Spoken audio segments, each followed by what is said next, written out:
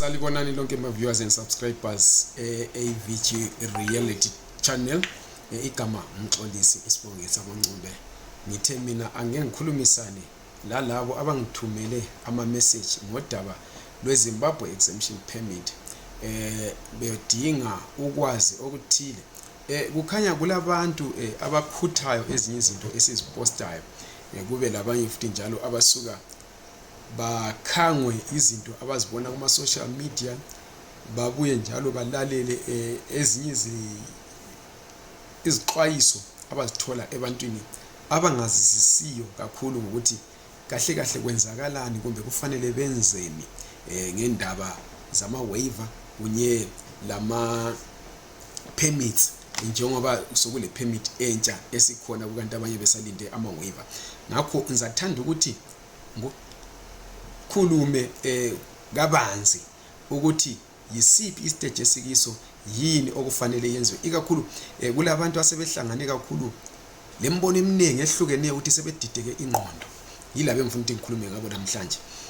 Kulomuntu sengakhuluma futhi okunye ngaphambilini, kodwa njengomuntu ongafanelanga akhathale ngoba ngisebenza ngabantu, ngizaphinda futhi ngigcizelele lokho esengingakhuluma phambilini, ngibuye futhi ngengeze lokho okubuzwe ngabantu katsha.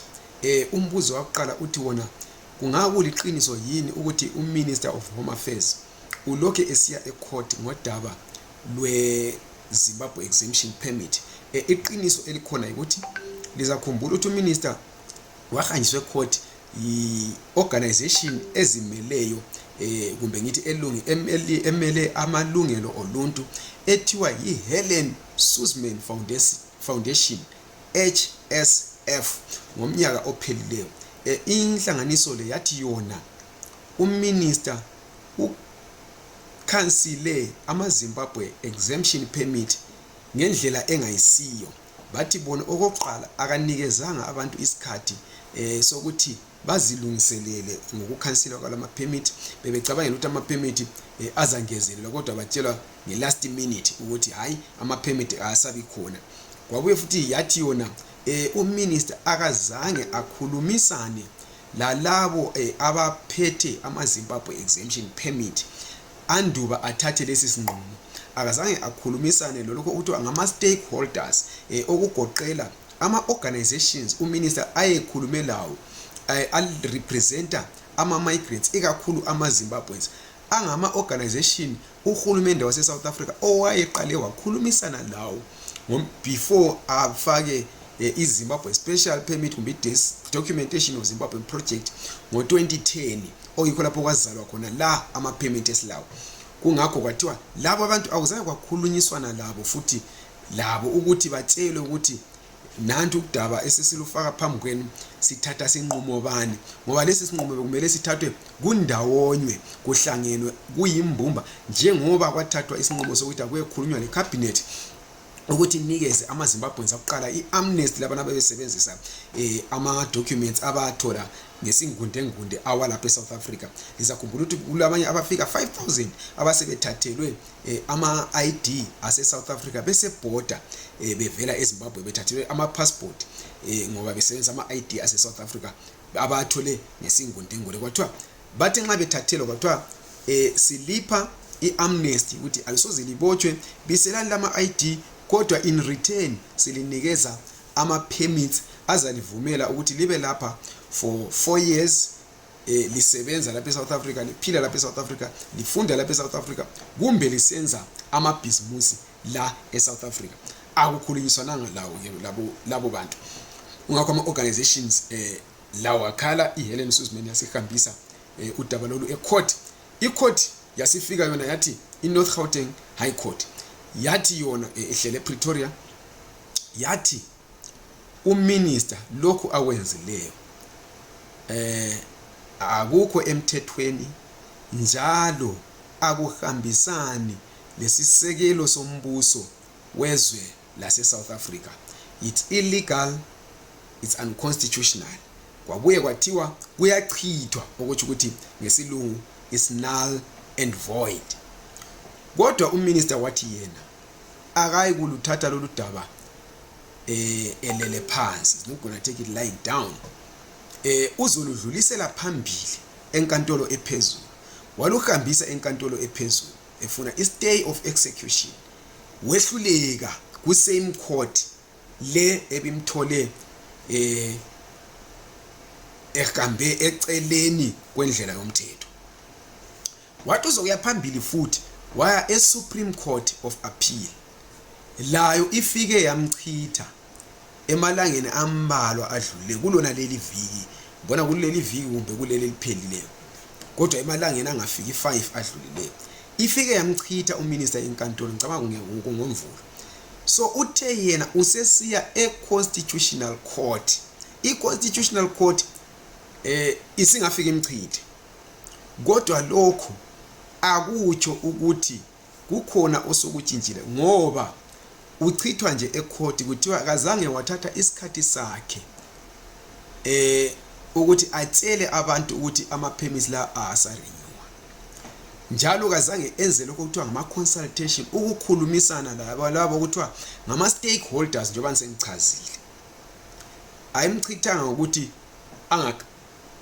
angacimi ama-permits lawo, kodwa ukuthi uwacime ngokungekho emthethweni ngokungahambisani le-constitution, ukuthi ikhona indlela procedurally obekumele ayilandele angayilandelanga, azathi angafaka izindlela zokuyilandela ikhoti imvumela ukuthi kuchithwe iZimbabwe exemption permit. Kodwa ngaleso sikhathi uminister ubevelena esethe labo abalama Zimbabwe exemption permits kaba applyele okuthiwa ngama waiver. Isebenza kanjani waiver? Ungumuntu ozisebenzela emakitchen, uteacher ezikolo, usebenza e-restaurant kumbe usebenza ngaphi, uphethe iZimbabwe exemption permit, uyafunda ecollege uphethe iZimbabwe exemption permit kumbe esikolo, urana ibusiness lakho uphethe iZimbabwe exemption permit, kodwa awulayo indlela ongazitholela ngayo okuthiwa yi-mainstream South African permit, ngoba yona ile migomo lemibandela ifuna some qualifications nxa ufuna umsebenzi, ifuna some offer letters mawufuna indawo yesikolo, ifuna imali engange 5 million obuya layo uvela elizweni lakho nxa ufuna i-business permit, lezinye njalo izinto zokuthi wena kumele kube ku-advertisiwe anduba wena uqhatshwe, kumele kube leminye imigomo lemibandela ekhona. So uminister wathi yena i-applyelani ke ama-waiver, libalise ukuthi ofuna kubekwe eceleni wena kulokhu okufunwa yi-Immigration Act ngesibanga se-permit oyifunayo, kumbe i-business, kumbe i-general work visa, kumbe i-study visa, yikuphi kube i-waiver ke ibisicela ukuthi wena ubisucela ngayo ukuthi lokhu la lokhu la lokhu la lokhu akubekwe eceleni, ukuze ngiconsider njengomuntu ovele yena eselazo lezi zinto ezidingakalayo ngokwe-Immigration Act, ngibe sensiyo applyelani i-mainstream visa. So i-waiver ithi yona kazibekwe eceleni lezi zinto oyabe wena uzibalisile, zingabekwa eceleni lezi zinto, ube wena susiyo applyela i-permit uphethe i-waiver endaweni lazi ezinye izinto ezifunekayo, kuzobe kule waiver ethi lokhu la lokhu la lokhu la lokhu la lokhu ya sokubekwe eceleni. I-waiver incwadi ekhuluma ukuthi wena usuvunyelwe ukuthi usungaqhubekela phambili uapplyele i-work visa or i-business permit or i-study visa or any other visa oyifunayo. Sungafuna uku-applyela i-critical skills visa ungelawo, ungafikanga kwelinye ibanga elithile elifuneka, mhlawumbe wabe ufuneka i-degree, wena ungafikanga ku-degree ule diploma, kodwa in the field efuna ebizwa nge-critical skills, lakho futhi sungaku-applyele i-critical skills visa ngemva kokuthola leyo waiver. So i-waiver akuso permit. Kulabantu ababuza ukuthi i-waiver ithatha isikhathi esingakanani u-expire. Akuso permit. I-waiver lincwadi ekuvumela ukuthi wena u-applyele i-permit ungela ezinye zezinto ezifunakalayo. So nxa ule waiver awula permit, usendleleni yoku-applyela i-permit ungela certain requirements that you must satisfy. Themba siyavumelana kulokho. So ungabale waiver, sheshisa u-applyele i-permit. Kube sosibala abanye ababuzayo ukuthi njengoba sesi-applyele ama-waiver kusukela ngo-2022 siwalindile, abanye abaka 2023 ekuqaleni siwalindile, senza njani njengoba sokuphume le ipermit entsha. Ngike ngakukhuluma mina ngaphambilini kuvikele ipheleleyo ngathi nxa usu applyele iwaiver ibambe kanjalo kuthatha isikhathi ukuthi iwaiver ize iphume. Kodwa wena as long ungakatholi impendulo evela ku Department of Home Affairs isithi iwaiver yakho suyiswele kumbe suyitholile, linda, funda ukulinda. Uhulumende ungazihluphi ngokuthi uthi isikhathi siyahamba. Yebo isikhathi siyahamba kodwa sifakwe nguhulumende. Uhulumende angehluleka ukuliphendula ngesikhathi. Ayikho indlela angazilivalela ngayo phandle uzolivumela alingezelele isikhathi. Kodwa la ubhizi uyazama ayaphuma ama-waiver abaningi abantu engibaziyo mina abanye basizile uku-apply asebatholile ama-waiver abanye basalindile. There is something called tracking ukuthi uyangena ku-website ye-VFS ufike wena uhlome i-reference, ungafaka i-reference ufaka lesibongo sakho sucheka iyakutshela ukuthi hayi i-submission yakho ise-Home Affairs, i-submission yakho ise-VFS kumbe siphendukile.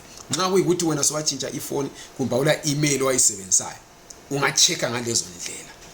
Kodwa nxa kungela lutho soluphumile funda ukulinda.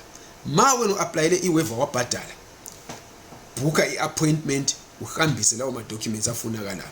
Nxa uapplyele iwaiver wabhadala wahambisa ama-documents ulinde iwaiver, funda ukulinda. Nxa uyitholile iwaiver kwathiwa wena usulayo applyela any of the permits obona ikufanele. Ungami qhubeka uapply, thatha isikhathi sakho lesi uhlu apply. Lihlupha abantu beZimbabwe ukuthi liyathanda ukudelay. Uminister uthi yena kule 80,000 kuphela abantu asebe applyele ama-waiver kumbe ama-permits. Okuyinto ehluphayo ngoba lithanda ukuthi lihambe ngama last minute selibhadaliswa ngabantu abalisizayo inkala kade zezimali kanti isikhathi laso apply kusemanje uhlale ulindile. Ungalindi ukuthi nge-last minute rush ngo-December ngompana sokusiya expire ama-permits sunkhona ugijima abantu sebekucharge inkala kade zezimali ngoba selibanengi lonke lifuna usizo ngasikhathi sinye kugcine kulihlukumeza selichase i-deadline. Apply njengamanje kube sokusibala labo aba-applyele i-waiver bayiswela i-applyela this new dispensation permit okuthiwa i-New Zimbabwe Exemption Permits ephela ngo-2025 ngoNovember. I-applyele layo manje leyo ke kayidingi qualifications amaningi izifunela nje i-ZEP lezincwadi zasemsebenzini. I-applyele manje kube sokusibala umuntu o-applyelayo i-waiver wayithola i-waiver wa-applyela i-general work visa wayiswela kumbe any other visa applyela this new ZEP. Kube njalo lo muntu owa-applyela i-waiver uthe ma yena ese-applyele i-waiver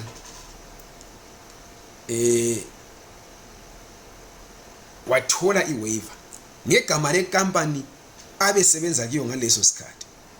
Ususukile wena kuleyo company susebenzela eyinye ku company B kodwa iwaiver siphumile bayabuza ukuthi benze njani. What you need to do is to go, angithi nxa uchiya umsebenzi kuba le termination letter or something, attach that termination letter if you have it. Then i-company le entsha ibe sikubhalela ukuthi yona uqhatshe ngosuku oluthile ukuvela usule waiver uhambe sokumbuka ulinde i-waiver. Ubususenza i-affidavit emapholiseni ethi yona bengi-applyele i-waiver ngegama lenkampani enje kodwa sengisukile kuleyo company i-waiver ngiyitholile sengisebenza kulowo umsebenzi kule company umsebenzi usafana kumbe umsebenzi uhlukile kodwa ngithanda ukuqhubeka nga-applyele i-general work visa ngoba vele sengile waiver. Then if possible i-company le obusebenza kiyo kufanele ibhale incwadi ithi yona hayi njengoba ngomthetho kumele si-notify i-Home Affairs u-Director General ngokutshintsha kwe-employment kumbe ukuthi uzibani bani kasekho kithi, yikho ke sesikwenza lokho. Hayi usesungile kithi kodwa yena iwaiver bese ikhona ingakhansilwa kodwa nxa esesidlulela phambili akasabuyi ngegama lethu ngoba akasasebenzeli thina. So you need an affidavit. If the company cannot write for you, you do an affidavit wena ungaphi emapholiseni istempu leyo affidavit ubusu applyela ke igeneral work visa yakho usiya phambili. Ngiyema lapho kwanamhlanje ngoba kungasuka kube unengi kakhulu liyakhohlwa. Kodwa nxa lile mbuzo ibuzeni ngaphansi lapha, libuze futhi ngeFacebook sile page ethwa AVG News ku Facebook, libuye futhi njalo lilandele lelo page elithwa AVG News. Selingathumela futhi njalo lembuzo ngeWhatsApp, lingafoni singavumelananga, ungayifaki ivoice note singavumelananga ngoba angiyilaleli. Ukhumbula ukuthi number zakho yabe ngelazo, so angeke ngiyilalele. Umbhalele wena ku +27 73 962 3065 +27 73 962 3075. Ubuze imbuzo. Usungabuza futhi kule comment section ngaphansi kwali video yona le oyibukeleyo. Lakho sungambuza futhi umbuzo wakho engizawuphendula khonapho kumbe nguphendule ngenye ivideo. Kodwa qhubekani futhi lisibuza khona, kodwa lingaphethulwa umoya. Lingaphethulwa ngumoya ukuthi namhlanje sizwele kusugijima usulandela, sasa sizwele kusugijima usulandela. Nxa usu apply vele for i-waiver, ima unga-applyeli this new permit because you will confuse the system. Bagcine basakwazi bakuphe kuphi right part kokubili. So yenza okukodwa at a time, stage by stage, step by step. Ngiyabonga. Lingakhohlwa ke ukucofa usubscribe ongaphansi kwali video. Akubhadalwa lutho ukusubscribe. Ngokukwenzela ukuthi nxa siposta uboniswe ngalokho kuthiwa i-notification ukuthi sokulento entsha epostiweyo. Ubeke wena suhlokoza futhi ibhera ekhona futhi lapha next to subscribe. Kuthiwa nqi sizafaka futhi le video ekubonisa ukuthi kwenziwa njani ngaphansi khona lapha njengoba ngikhuluma. So ungahlaba i-notification button ya singaba live kumbe siposte into entsha, uyotshelwa futhi ukuthi hayi sokulalokho okutsha, wenzele ukuthi ungaphuthelwa wena. Bese ngikucela futhi njalo ukuthi udlulise le video ngalokho kuthiwa i-share button, uyishayele abanye abantu wenze ukuthi labo babekwazi, wenzele ukuthi wena nxa usulwakho umbuzo singawukhohlwa sesibhizi ngalokho kudala kukanti wena ufuna into entsha gcine sesiyikhohliwe, gcine sulahlekile wachana legama. Ngiyabonga kakhulu, libe losuku oluhle.